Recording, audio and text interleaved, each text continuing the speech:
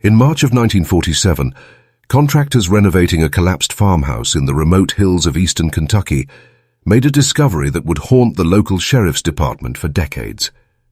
Beneath rotting floorboards in what had once been a bedroom, wrapped in oiled cloth and hidden for over 60 years, lay a leather-bound diary. The pages, yellowed and brittle, contained entries written in a young woman's careful script, entries that detailed a marriage arrangement so twisted and horrific that the county coroner would later seal the case files, marking them not for public record.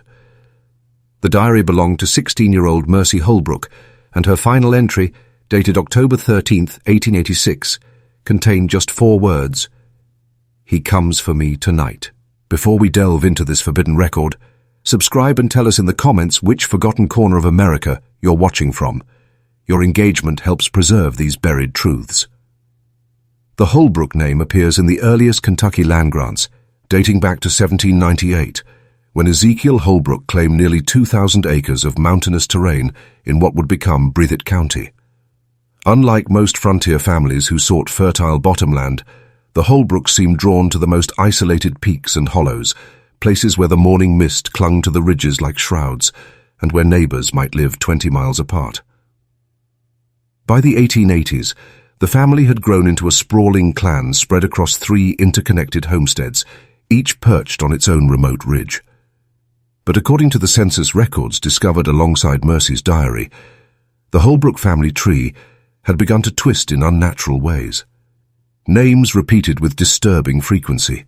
Uncles married to nieces, first cousins wed to first cousins, and in one documented case, a man who had married his deceased brother's wife, and then, upon her death, married her 16-year-old daughter. The 1880 federal census, stored in the Kentucky Historical Society archives, lists the head of the main Holbrook compound as Silas Holbrook, age 47, with 2 wives, Sarah Holbrook, 34, and Rebecca Holbrook, 19.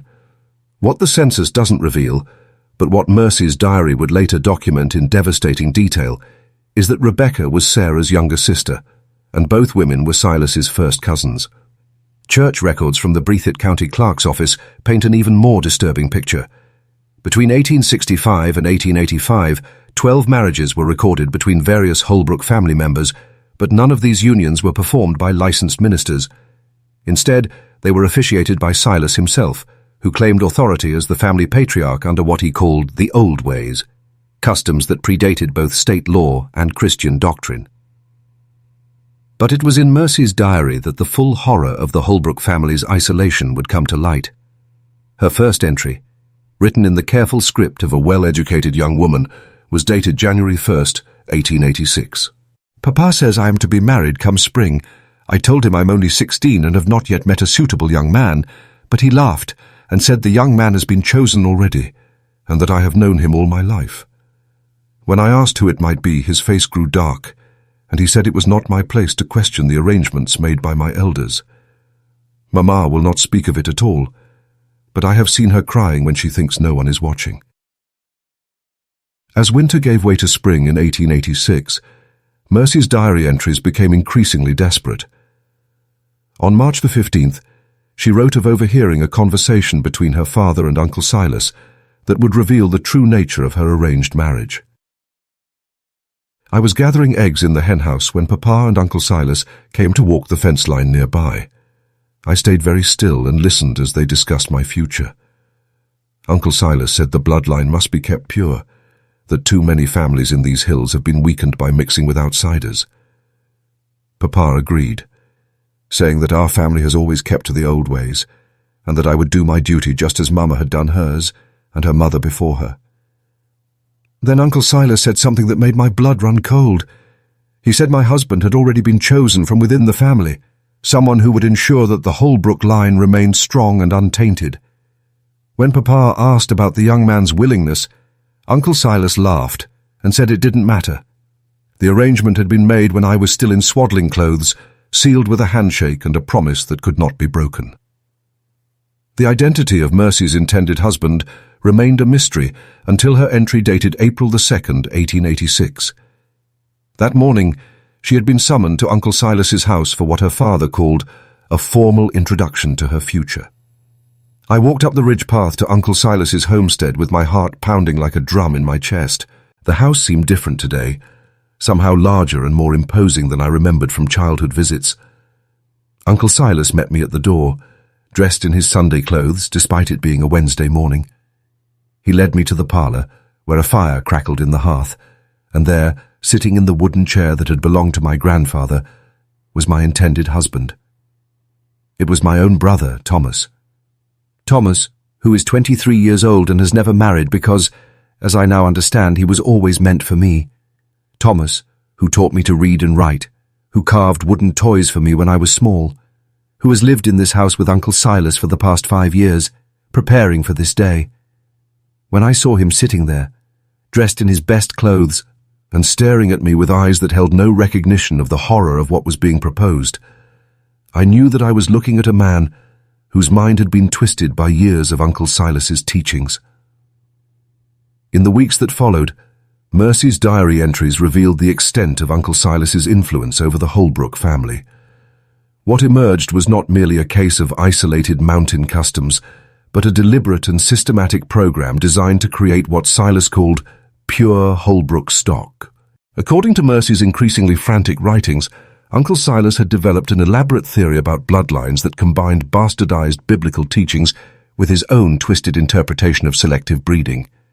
He kept detailed records of every birth, death, and marriage in the family, tracking traits he deemed desirable: physical strength, sharp intelligence, and what he called the gift of sight, an ability to predict weather patterns and find water that ran in certain family lines. Uncle Silas showed me his breeding book today, a ledger bound in black leather that contains the lineage of every Holbrook going back 4 generations. He has marked certain combinations with red ink, noting which marriages produced children with desired traits and which resulted in weakness or deformity. He told me that my marriage to Thomas has been calculated to produce the strongest possible offspring, combining the intelligence of my father's line with the physical strength of Thomas's. When I protested that such unions were forbidden by both God and law, Uncle Silas became angry. He said that God's laws were for common people, not for those chosen to preserve the pure bloodlines of the mountains. He said that Abraham married his half-sister, and that the pharaohs of Egypt married their own siblings to keep their divine blood pure. He said that our family has a sacred duty to maintain the strength that has allowed us to survive in these harsh mountains for nearly a century. But Uncle Silas's doctrine went beyond mere selective breeding. Mercy's diary entries from late April revealed that he had developed an entire cosmology around the Holbrook bloodline, one that positioned the family as guardians of ancient mountain wisdom that predated European settlement. Uncle Silas claims that our ancestors were not merely English settlers, but descendants of a much older people who knew the secrets of the mountains before the Cherokee ever set foot in these hills. He says that certain families were chosen to preserve this knowledge, and that our bloodline carries within it the ability to commune with the spirits that dwell in the deepest hollows and highest peaks. He has shown me artifacts that he claims prove our ancient heritage, stone carvings covered in symbols that he says only true Holbrooks can read, dried herbs that he claims can cure any illness if prepared according to the old formulas, and a collection of bones that he says belong to the first Holbrook patriarch, who lived for 130 years and could speak with the voices of the dead. As the wedding date approached, set for the autumn harvest moon, as was traditional in Silas's version of Holbrook custom, Mercy's diary entries documented increasingly bizarre preparations that went far beyond the typical arrangements for a mountain wedding. Mama came to me today with a dress that belonged to my grandmother and her grandmother before her. It is made of rough woven wool, dyed black as midnight, with symbols embroidered around the collar and cuffs in thread that gleams like silver in the lamplight. Mama's hands shook as she helped me try it on, and when I asked her about the strange symbols, she whispered that they were protection runes, meant to ensure that my children would be born healthy and strong. But there was something in her eyes that suggested the symbols were meant to protect against something far more sinister than childhood illness or difficult births. When I pressed her for more information, she began to weep, and begged me not to ask questions that might bring Uncle Silas's anger down upon our family. The diary entries from September revealed that the wedding preparations included elements that bore no resemblance to any Christian ceremony. Uncle Silas had decreed that the marriage would take place in a clearing deep in the mountains, at a site that he claimed had been sacred to the Holbrook family since their arrival in Kentucky. Thomas came to speak with me today, the first time we have been alone together since Uncle Silas announced our engagement. I hoped that perhaps he would express some reservation about our impending marriage, some recognition that what we were being asked to do was wrong in the eyes of both God and nature.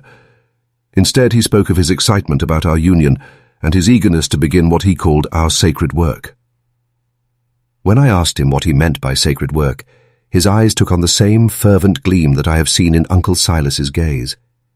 He told me that our marriage would be the culmination of generations of careful planning, and that our children would possess abilities that ordinary people could not comprehend.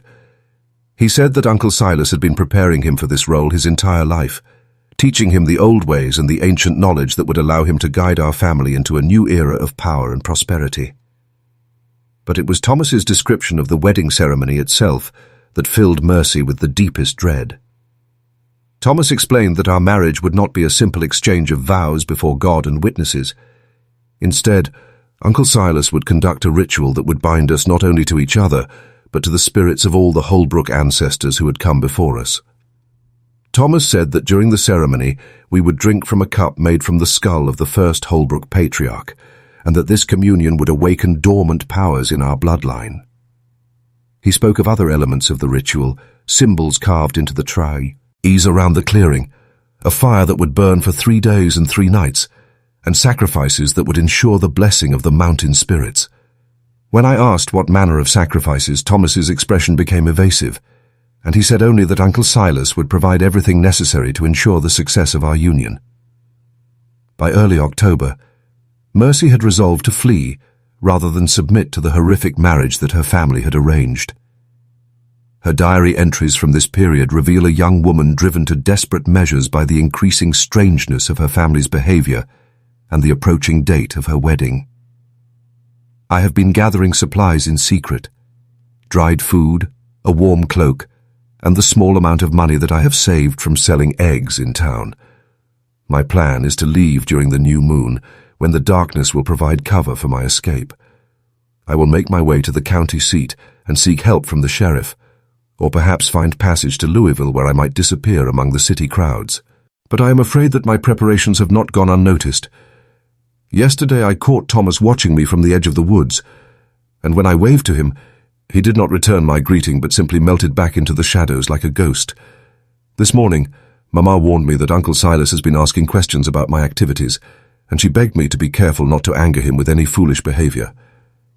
Mercy's escape attempt, documented in her entry dated October the 8th, 1886, would prove to be a tragic miscalculation. I waited until the household was asleep and crept from my bed, carrying my small bundle of supplies. The night was cloudy and dark, perfect for my purposes, and I made good time along the ridge path toward the main road. I had been walking for perhaps 2 hours when I heard the sound of horses approaching from behind. I left the path and hid behind a fallen log, praying that whoever was traveling at such a late hour would pass without noticing me. But as the riders drew closer, I recognized the voices of Uncle Silas and Thomas, along with 2 other men whose voices I did not know. They were discussing my disappearance, which had apparently been discovered much sooner than I had hoped.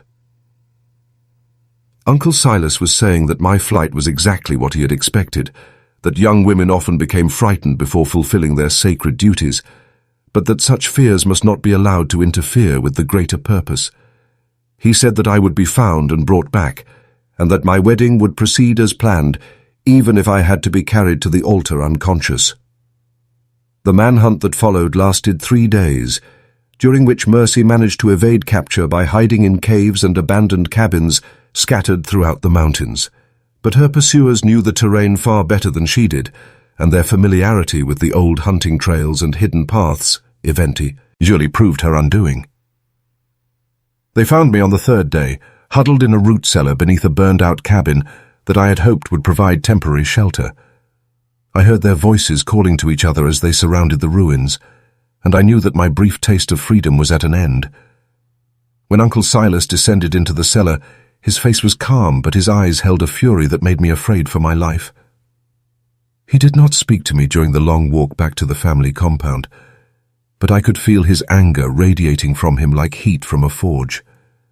Thomas walked beside me, occasionally reaching out to steady me when I stumbled, but his touch felt cold and strange, as if his hands belonged to a stranger rather than the brother who had once carved wooden toys for my amusement.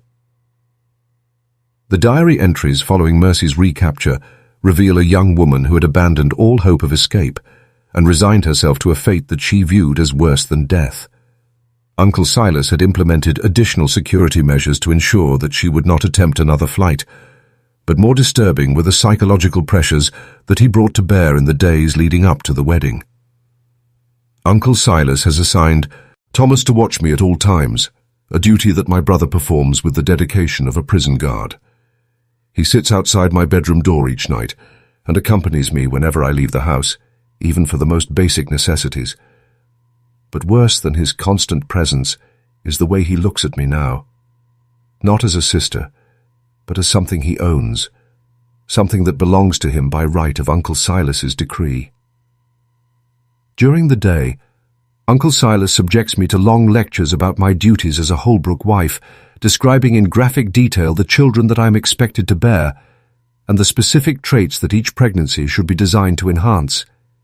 He has shown me charts and diagrams that map out the genetic combinations that will produce the strongest offspring. And he speaks of my body as if it were nothing more than a vessel for continuing his grand experiment. But the most disturbing aspect of these final preparations was Uncle Silas's insistence that Mercy participate willingly in what he called the awakening, a process that would supposedly unlock the dormant powers in her bloodline and prepare her for her role as the mother of a new generation of Holbrooks.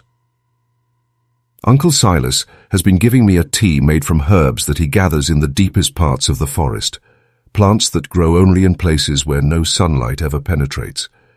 The tea has a bitter taste and leaves me feeling drowsy and disconnected from my surroundings, as if I am viewing the world through a thick piece of glass. He tells me that the herbs are awakening my ancestral memory, allowing me to access the knowledge and wisdom of all the Holbrook women who came before me. Under the influence of this tea, I have begun to experience strange dreams and visions. I see women in rough-woven dresses performing rituals around fires that burn with unnatural colors. I hear voices whispering in languages that I do not recognize but somehow understand, telling me secrets about the mountains and the creatures that dwell in their deepest places. I see children with eyes that glow like embers in the darkness, and men who can command the winds and the rain with gestures of their hands. Uncle Silas says that these visions are memories passed down through my blood, evidence that our family is descended from a race of people who possessed powers that modern men have forgotten. He says that my marriage to Thomas will awaken these same abilities in our children, creating a new generation of Holbrooks who will restore our family to its rightful place as rulers of these mountains. Mercy's final diary entry, dated October the 13th, 1886, was written in a shaking hand that betrayed her terror at what was to come. The wedding ceremony had been scheduled for that evening, to take place under the light of the harvest moon in the sacred clearing that Uncle Silas had prepared for the occasion. I can hear them preparing for tonight's ceremony, the sound of axes cutting wood for the sacred fire, the chanting of words in the old language that Uncle Silas has been teaching Thomas, and the arrival of family members from the distant homesteads who will serve as witnesses to our union. Thomas came to my room this morning dressed in ceremonial robes that Uncle Silas had prepared for him, garments covered in the same strange symbols that adorn my wedding dress. He tried to comfort me, saying that our marriage would be blessed by powers greater than any earthly authority, and that our children would be born with abilities that would make them legends among the mountain people. But there was something in his eyes that had changed during the days of preparation, a strange light that flickered when he spoke of our future together. I realized that whatever Uncle Silas had done to prepare him for this night had transformed my brother into something that I no longer recognized. Uncle Silas came to speak with me at midday, bringing with him a wooden cup carved from what he claimed was the skull of our first ancestor. He explained that during the ceremony, Thomas and I would drink from this cup a mixture of wine and herbs that would bind our souls together for eternity. He said that once we had consumed this sacred brew, we would be husband and wife in the eyes of the ancient powers, regardless of what any earthly law or religious authority might decree. But it was his description of what would follow the ceremony that filled me with the deepest dread. Uncle Silas explained that our wedding night would not be spent in the privacy of a marriage bed, but in the sacred clearing surrounded by the entire family. He said that our union must be witnessed by the spirits of our ancestors, and that the consummation of our marriage was itself a ritual that would awaken the dormant powers in our bloodline. The entry ended with 4 words that would haunt everyone who read them. "He comes for me tonight." When contractors found Mercy's diary in 1947, it was accompanied by other documents that painted a picture of what had happened on that October night in 1886. Hidden beneath the floorboards alongside the diary were newspaper clippings from the county seat, dated November 1886, reporting the mysterious disappearance of the entire Holbrook family from their mountain homesteads. According to the newspaper accounts, neighbors had grown concerned when smoke was seen rising from the Holbrook clearing for more than a week without interruption. When a search party finally ventured into the mountains to investigate, they found the 3 homesteads completely abandoned, with no signs of violence or struggle, but clear evidence that the occupants had left in great haste. The sacred clearing that Uncle Silas had prepared for the wedding ceremony told a different story. The search party found the remains of a massive fire that had burned so hot it had turned the surrounding trees to charcoal. In the center of the burned area was a circle of stones arranged in a pattern that none of the searchers could identify, and within this circle were found the remnants of ceremonial robes and other artifacts that defied explanation. But it was the discovery of human bones scattered around the perimeter of the clearing that convinced the authorities to abandon their investigation and seal the case files. The bones appeared to belong to multiple individuals, but their arrangement suggested not violence, but ritual, as if they had been carefully placed according to some ancient pattern that had been lost to time. The county coroner's report, unsealed in 1987 as part of a historical research project, contained details that had been deemed too disturbing for public consumption. The bones showed evidence of deliberate modification, carved symbols that matched those described in Mercy's diary, and arrangements that suggested they had been used as components in some form of ceremonial magic. What the 1947 contractors could not have known was that the Holbrook family's disappearance from Kentucky was not the end of their story, but merely the beginning of a new chapter.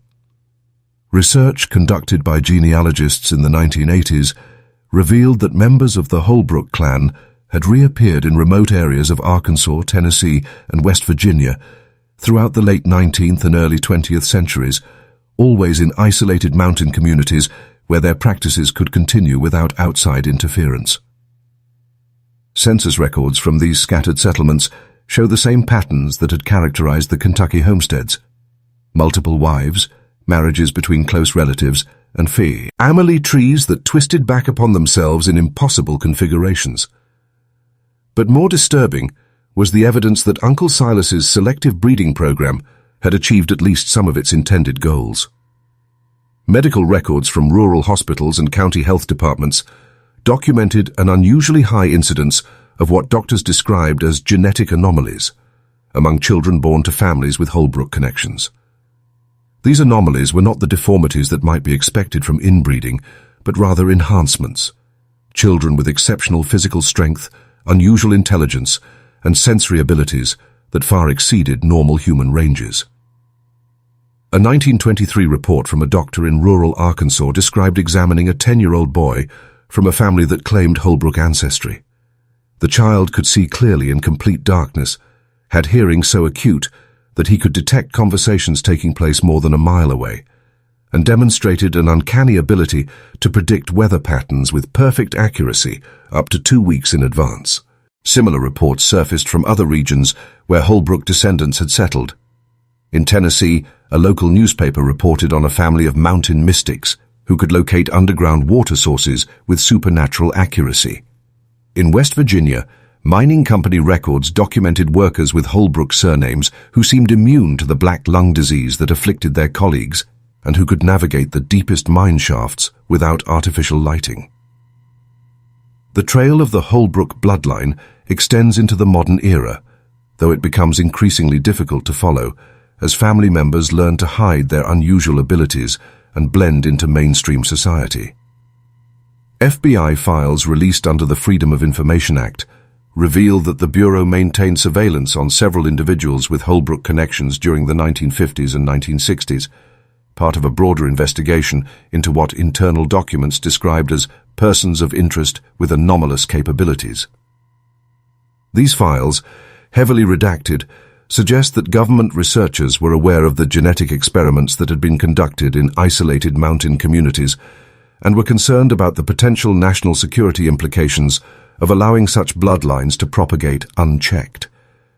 Several documents reference Operation Appalachian, a classified program designed to locate and monitor descendants of families that had engaged in what the files euphemistically termed unauthorized genetic enhancement.